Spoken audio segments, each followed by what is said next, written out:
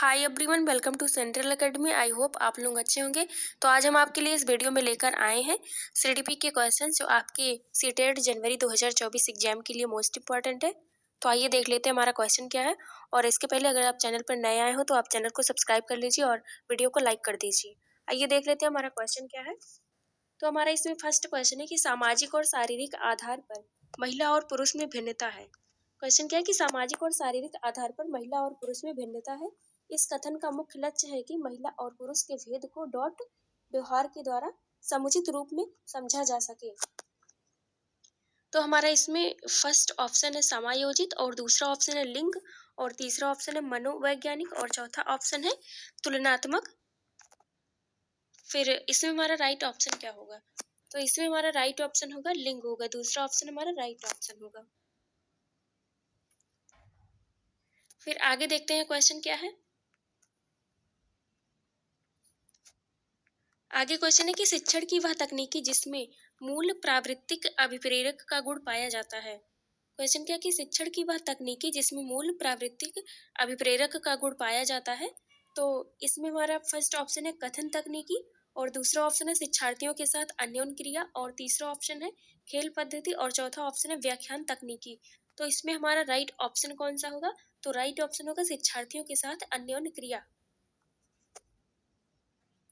फिर आगे देखते हैं क्वेश्चन क्या है हमारा।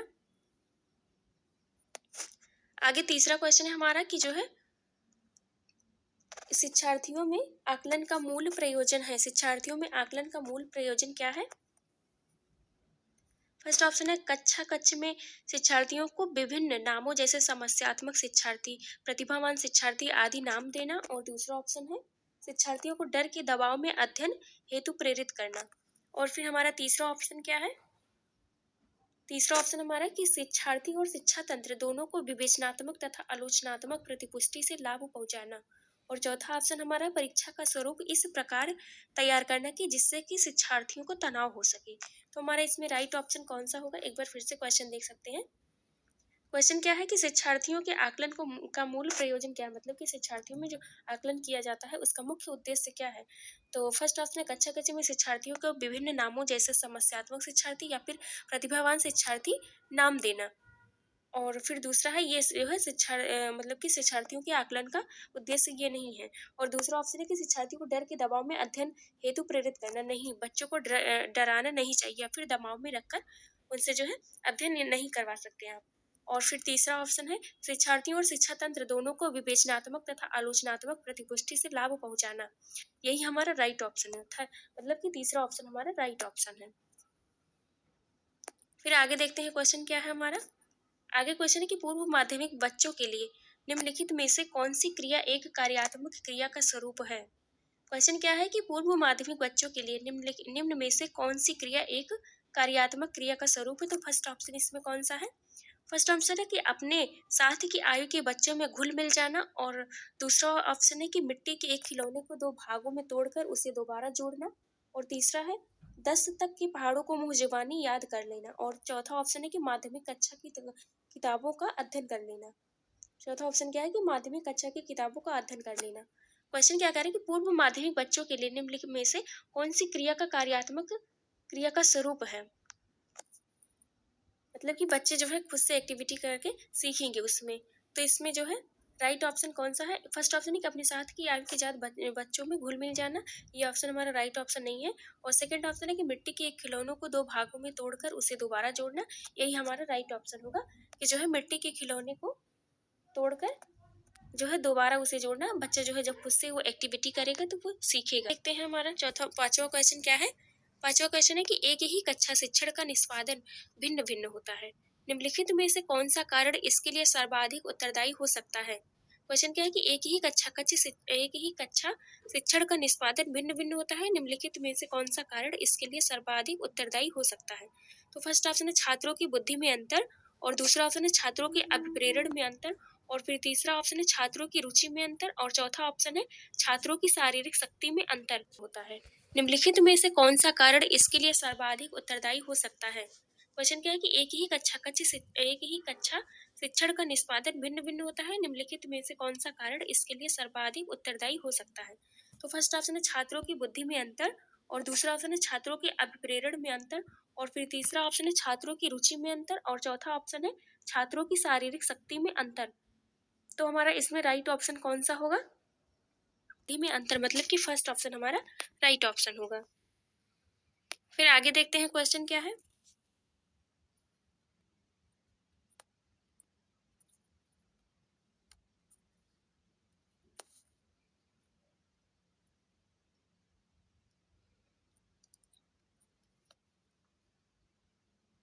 फिर आगे क्वेश्चन क्या है कि निम्नलिखित में से किस कथन से बुद्धि एवं बुद्धि परीक्षण के महत्व का पता चलता है? क्वेश्चन क्या है कि निम्नलिखित में से किस कथन से बुद्धि एवं बुद्धि परीक्षण के महत्व का पता चलता है? तो फर्स्ट ऑप्शन इसमें है कि व्यावसायिक मार्गदर्शन में बुद्धि परीक्षण की भूमिका अहम होती है, और दूसरा ऑप्शन है कि बुद्धि परीक्षणों द्वारा प्रत्येक छात्र की सही उन्नति के मार्ग को प्रशस्त किया जाता है, और तीसरा ऑप्शन हमारा कि अनुसंधान के विभिन्न घटकों का चयन करना होता है, तो बुद्धि भी एक आधार होती है ताकि कम से कम त्रुटि हो। और फिर फोर्थ ऑप्शन है कि उपरोक्त सभी कथनों में से बुद्धि परीक्षण के महत्व का पता चलता है। तो इसमें राइट ऑप्शन है क्या है? तो क्वेश्चन एक बार फिर से देख लेते हैं कि निम्नलिखित में से किस कथन से बुद्धि एवं बुद्धि परीक्षण के महत्व का पता चलता है? तो इसमें हमारा राइट ऑप्शन कौन सा होगा? फोर्थ ऑप्शन हमारा राइट ऑप्शन होगा। फोर्थ ऑप्शन हमारा राइट ऑप्शन होगा इसमें, मतलब कि उपरोक्त सभी कथनों में से बुद्धि परीक्षण के महत्व का पता चलता है। फिर आगे देखते हैं क्वेश्चन क्या है। आगे क्वेश्चन है कि सेवंथ क्वेश्चन है कि यदि आप किसी नई कक्षा में शिक्षण के लिए जाते हैं, मतलब कि नई कक्षा में शिक्षण के लिए जाते हैं, तो आप अपने शिक्षण को प्रभावी बनाने के लिए शिक्षार्थियों की पहचान हेतु निम्न में से किसे चुनेंगे? तो इसमें हमारा फर्स्ट ऑप्शन है कि सभी शिक्षार्थियों की पूर्व शिक्षा की जानकारी लेंगे, और दूसरा ऑप्शन है सभी शिक्षार्थियों के मानसिक स्वास्थ्य की जांच करेंगे, और तीसरा ऑप्शन है सभी शिक्षार्थियों की बाह्य विभिन्नताओं का पता लगाएंगे, और चौथा ऑप्शन है कि सभी शिक्षार्थियों की आर्थिक परिस्थिति की जांच करेंगे। क्वेश्चन क्या करें, जब कोई जो है टीचर जब अपने नए क्लास में जाता है, शिक्षण के लिए जाता है, तो जो है बच्चों के शिक्षण को प्रभावी बनाने के लिए शिक्षार्थियों की पहचान हेतु क्या चुनेंगे आप? तो हमारा इसमें राइट ऑप्शन क्या होगा?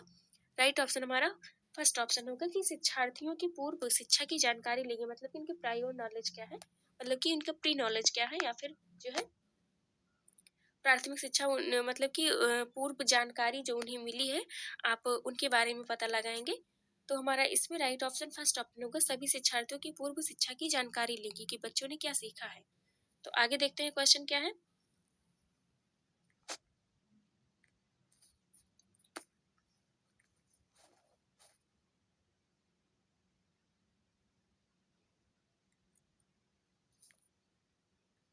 तो एट्थ क्वेश्चन देखते हैं हम। बाल केंद्रित शिक्षा को व्यवहार में लाने वाले शिक्षक के लिए निम्नलिखित में से किसकी जानकारी रखना अधिक आवश्यक है?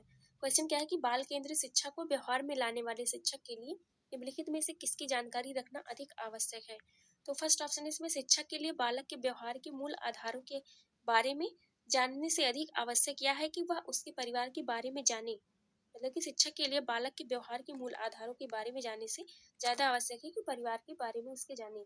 और दूसरा ऑप्शन है शिक्षक केवल बालक की रुचियों को जाने, और फिर तीसरा ऑप्शन है कि शिक्षक को बालक के बारे में भले ही कुछ जानकारी ना हो, किंतु उसके परिवार की आर्थिक स्थिति के बारे में उसे अवश्य पता होना चाहिए।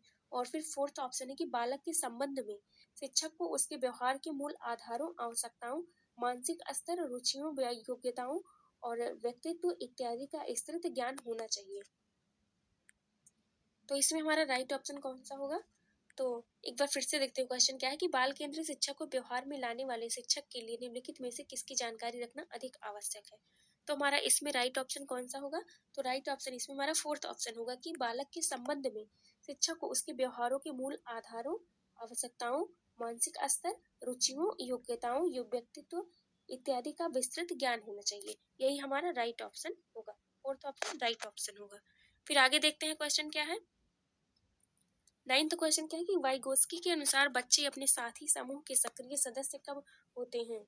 वाइगोस्की के अनुसार के जो बच्चे अपने साथी समूह के सक्रिय सदस्य कब होते हैं? फर्स्ट ऑप्शन है पूर्व बाल्यावस्था, और दूसरा ऑप्शन है बाल्यावस्था, और तीसरा ऑप्शन है किशोरावस्था, और चौथा ऑप्शन है प्रौढ़ावस्था।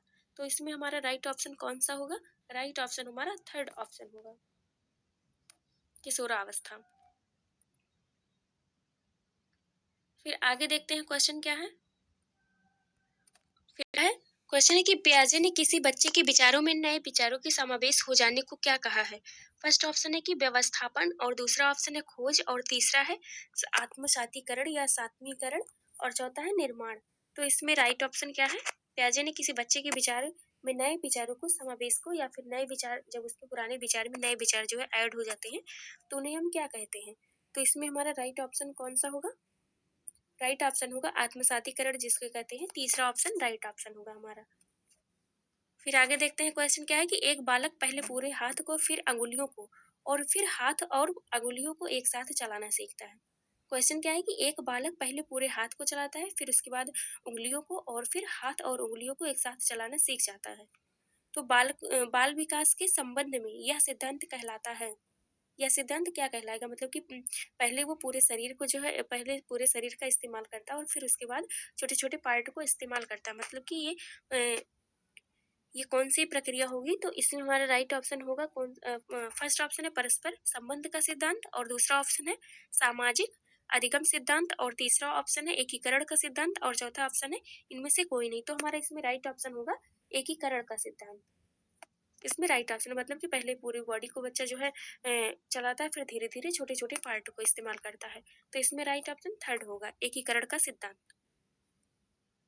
फिर आगे देखते हैं क्वेश्चन क्या है। आगे क्वेश्चन है कि शिक्षा का रुचि का सिद्धांत बताता है कि, शिक्षा का रुचि का जो सिद्धांत है वो बताता है कि, फर्स्ट ऑप्शन है शिक्षार्थियों की जिस कार्य में रुचि नहीं होती उसे वे मन लगाकर नहीं करते, और दूसरा ऑप्शन है रुचि से शिक्षार्थियों का जीवन संवरता है, और फिर तीसरा ऑप्शन है शिक्षक को शिक्षार्थियों में सीखने की रुचि पैदा करनी चाहिए, और चौथा ऑप्शन है शिक्षक को अपने विद्यार्थियों को पढ़ाने में रुचि लेनी चाहिए।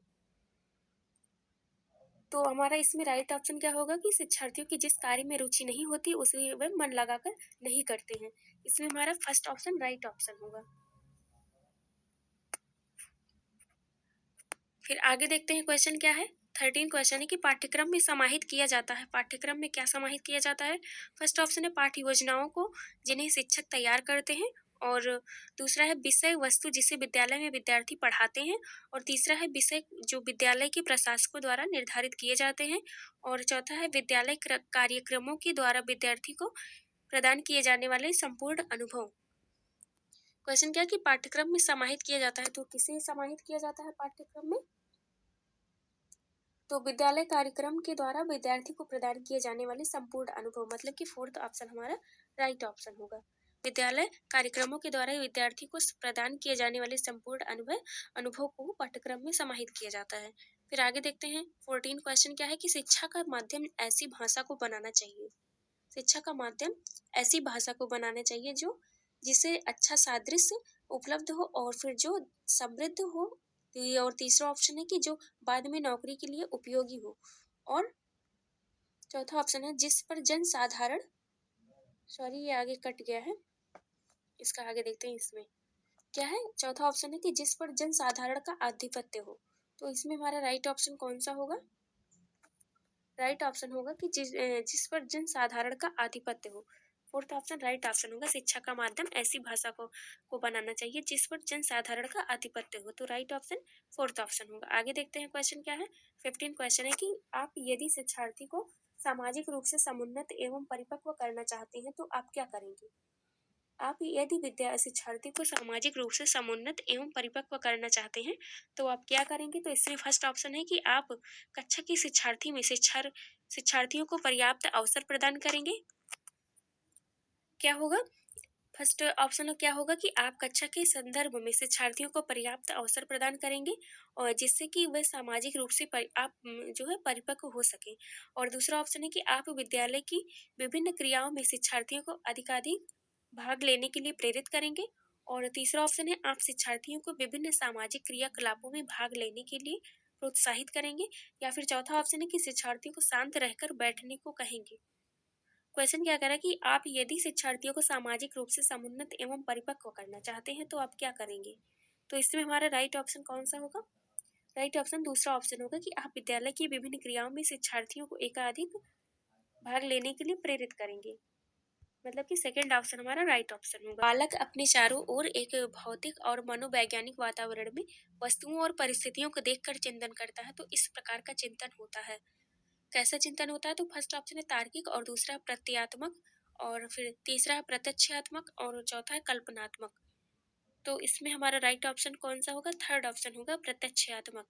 तो क्वेश्चन क्या है एक बार फिर से देख लेते हैं कि जब बालक अपने चारों ओर के भौतिक और मनोवैज्ञानिक वातावरण में वस्तुओं और परिस्थितियों को देखकर चिंतन करता है तो इस प्रकार का चिंतन कैसा होगा? तो वो प्रत्यक्षात्मक होगा।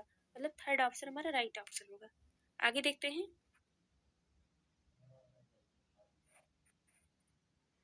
आगे क्वेश्चन है कि प्राथमिक स्तर पर शिक्षार्थियों द्वारा वही शिक्षक प्रभावी माना जाता है। फर्स्ट ऑप्शन है। क्वेश्चन क्या है फिर से देखते हैं कि प्राथमिक स्तर पर शिक्षार्थियों द्वारा वही शिक्षक प्रभावी माना जाता है जो फर्स्ट ऑप्शन है जिसे अपने विषय की व्यापक जानकारी हो और दूसरा ऑप्शन है जिसका व्यक्तित्व देखने में अच्छा हो और तीसरा ऑप्शन है जो वार्तालाप करने में अच्छा हो और चौथा ऑप्शन है जो व्यवहार में प्रभावी हो। तो इसमें राइट ऑप्शन कौन सा होगा? फोर्थ ऑप्शन होगा कि जो व्यवहार में प्रभावी हो वो वही शिक्षक प्रभावी माना जाएगा। तो राइट फोर्थ ऑप्शन जो है राइट ऑप्शन होगा। तो आज की वीडियो में इतना ही। कल हम हिंदी के क्वेश्चन करवाएंगे, हिंदी पेडागोजी के क्वेश्चन करवाएंगे। आउट ऑफ 15 क्वेश्चन होंगे जिसमें, और वो आपकी सीटेट एग्जाम के लिए मोस्ट इंपॉर्टेंट होगी। तो आज इस वीडियो में इतना ही। धन्यवाद। और अगर आपने वीडियो अगर अभी तक वीडियो लाइक नहीं किया तो आप लाइक कर दीजिए और चैनल को सब्सक्राइब कर लीजिए। धन्यवाद।